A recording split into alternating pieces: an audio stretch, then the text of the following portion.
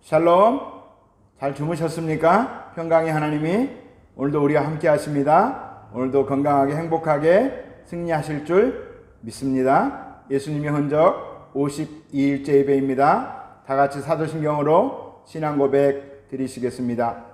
전능하사 천지를 만드신 하나님 아버지를 내가 믿사오며 그 외아들 우리 주 예수 그리스도를 믿사오니 이는 성령으로 잉태하사 동정녀 마리아에게 나시고 본디오 빌라도에게 고난을 받으사 십자가에 못 박혀 죽으시고 장사한 지 사흘 만에 죽은 자 가운데서 다시 살아나시며 하늘에 오르사 전능하신 하나님 우편에 앉아 계시다가 저리로서 산자와 죽은 자를 심판하러 오시리라. 성령을 믿사오며 거룩한 공회와 성도가 서로 교통하는 것과 죄를 사하여 주시는 것과 몸이 다시 사는 것과 영원히 사는 것을 믿사옵나이다. 아멘. 요한복음 13장 21절에서 30절입니다. 예수께서 이 말씀을 하시고 심령이 괴로워 증언하여 이르시되 내가 진실로 진실로 너희에게 이르노니 너희 중 하나가 나를 팔리라 하시니 제자들이 서로 보며 누구에게 대하여 말씀하시는지 의심하더라. 예수의 제자 중 하나 곧 그가 사랑하시는 자가 예수의 품에 의지하여 누웠는지라. 시몬 베드로가 머릿짓을 하여 말하되 말씀하신 자가 누구인지 말하라 하니 그가 예수의 가슴에 그대로 의지하여 말하되 주여 누구니이까. 예수께서 대답하시되 내가 떡 한 조각을 적셔다 주는 자가 그니라 하시고 곧 한 조각을 적셔서 가룟 시몬의 아들 유다에게 주시니 조각을 받은 후 곧 사탄이 그 속에 들어간지라. 이에 예수께서 유다에게 이르시되 내가 하는 일을 속히 하라 하시니 이 말씀을 무슨 뜻으로 하셨는지 그 앉은 자 중에 아는 자가 없고 어떤 이들은 유다가 돈꾀를 맡았으므로 명절에 우리가 쓸 물건을 사라 하시는지 혹은 가난한 자들에게 무엇을 주라 하시는 줄로 생각하더라. 유다가 그 조각을 받고 곧 나가니 밤이러라. 오늘 제목을 붙여봤습니다. 예수님께서 나를 사랑하시되 끝까지 사랑하시니라. 어제 제목하고 똑같은 것 같죠? 그래서 뒤에다가 이를 붙였습니다. 예수님께서 나를 사랑하시되 끝까지 사랑하시니라 투. 부제는 가장 불쌍한 인생 가룟 유다입니다. 인류 역사상 가장 비극적인 인물이 누구일까? 저는 가룟 유다라고 생각합니다. 어쩌다 그렇게 됐을까? 스스로 목숨을 끊기까지 얼마나 힘든 삶이었을까? 가룟 유다를 가장 비극적인 인물이라고 생각하는 것은 그가 예수님을 팔아서가 아니라 수많은 돌이킴의 기회를 놓쳐버렸기 때문입니다. 첫 번째 기회입니다. 요한복음 13장 2절 마귀가 벌써 시몬의 아들 가룟 유다의 마음에 예수를 팔려는 생각을 넣었더라. 마귀가 생각을 넣었습니다. 그러나 마음에 자리 잡게 하는 것은 유다의 선택입니다. 생각 단계에서 물리쳤어야 합니다. 첫 번째 회개의 기회를 놓친 것입니다. 우리도 가끔 나쁜 생각이 머리를 스쳐가지 않습니까? 그런데 그것을 마음으로 담아서 실행에 옮기는 것은 우리의 선택의 몫입니다. 그래서 가룟 유다는 이 첫 번째 단계에서 회개할 돌이킬 기회를 놓쳤다는 것입니다. 두 번째 기회입니다. 요한복음 13장 10절부터 11절입니다. 예수께서 이르시되 이미 목욕한 자는 발밖에 씻을 필요가 없느니라. 온몸이 깨끗하니라. 너희가 깨끗하나 다는 아니니라 하시니 이는 자기를 팔 자가 누구인지 아심이라. 그러므로 다는 깨끗하지 아니하다 하시니라. 예수님께서 굳이 하지 않아도 될 말씀을 하십니다. 평상시에 예수님의 모습과는 다른 모습입니다. 마치 일부러 들으라는 것처럼 말씀을 하십니다. 가룟 유다 들으라고 하신 말씀 맞습니다. 이 말씀을 들은 가룟 유다의 마음은 어땠을까요? 이때라도 회개했으면 얼마나 좋았겠습니까? 세 번째 기회입니다. 요한복음 13장 18절입니다. 내가 너희 모두를 가리켜 말하는 것이 아니니라. 나는 내가 택한 자들이 누구인지 알미라. 그러나 내 떡을 먹는 자가 내 발꿈치를 들었다 한 성경을 응하게 하려는 것이니라. 우리 속담에 이런 속담이 있습니다. 믿는 도끼에 발등시킨다. 원수나 나하고 별로 친하지 않는 사람에게 사기당하고 못된 짓을 당하는 게 아니라 가장 친한 믿을 만한 측근에게 속임을 당하고 배신을 당하는 경우 믿는 도끼에 발등 찍힌다고 얘기합니다. 그런데 유대인에게도 이와 비슷한 속담이 있습니다. 내 떡을 먹는 자가 내게 발꿈치를 들었다. 이게 우리식으로 표현하면 믿는 도끼에 발등 찍혔다입니다. 이 말씀을 예수님이 하셨는데 다윗이 그 아들 압살롬에게 쫓겨납니다. 압살롬의 반역으로 인해서 가장 비참한 시간들 보낼 때 아히도벨이라고 하는 다윗의 부하가 있었습니다. 그가 압살롬 편에 서게 됩니다.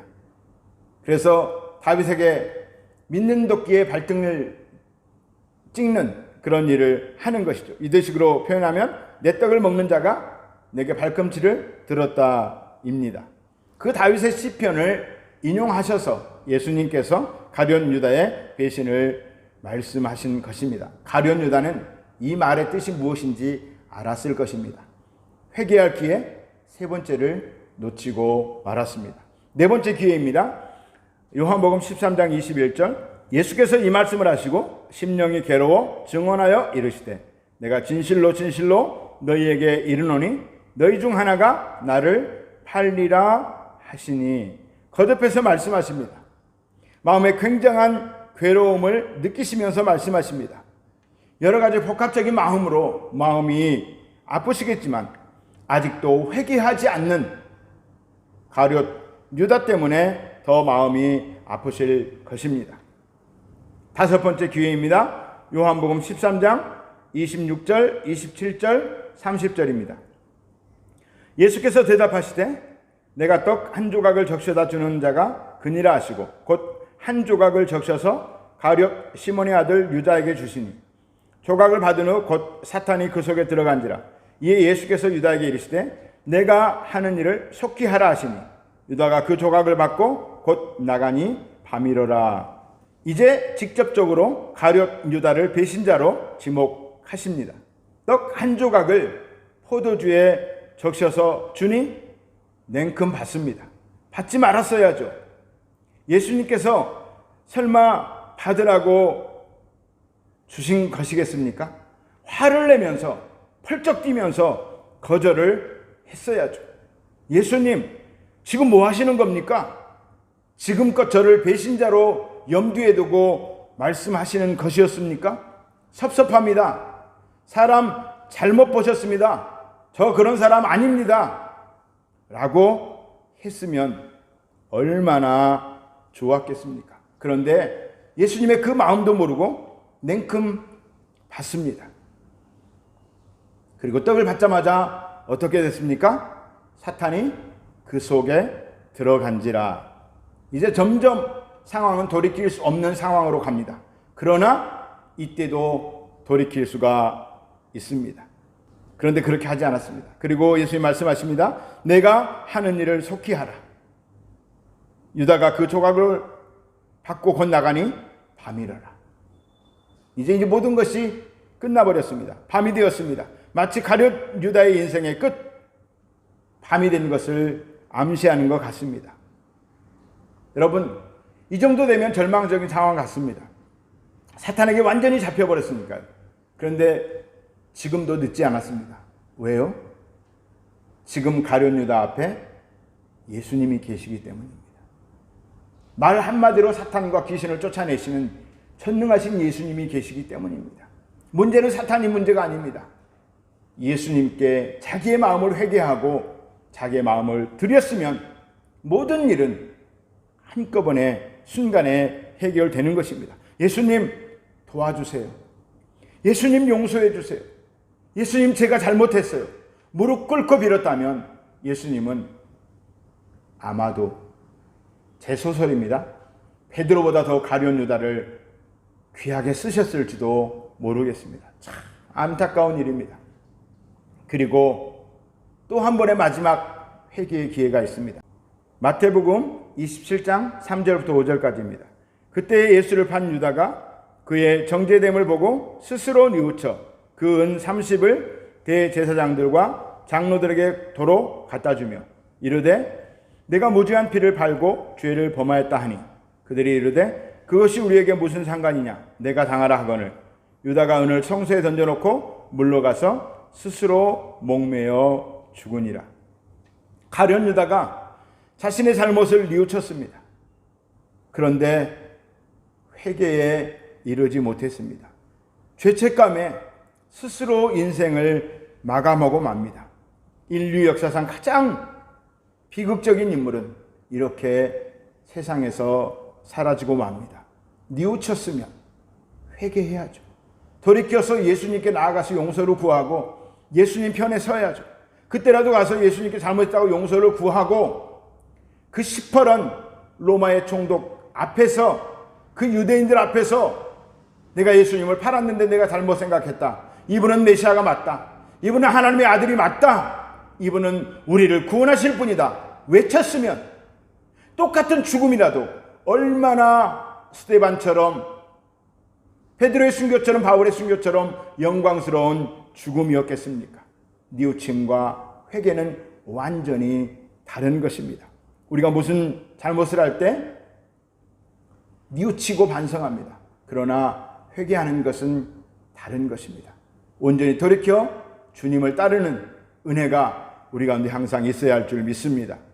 6월 20일 주일 예배 하나님의 마음을 훔치는 자 이러한 제목으로 설교를 했습니다. 여러분 유튜브에서 그 설교를 한번 다시 보셔도 좋을 것 같습니다. 거기에 제가 회개에 대해서 몇 가지 말씀드린 적이 있습니다. 은혜의 시작은 회개입니다. 회개는 산소 호흡기와 같습니다. 회개는 하나님과 나를 묶고 있는 절대 끊을 수 없는 생명줄입니다.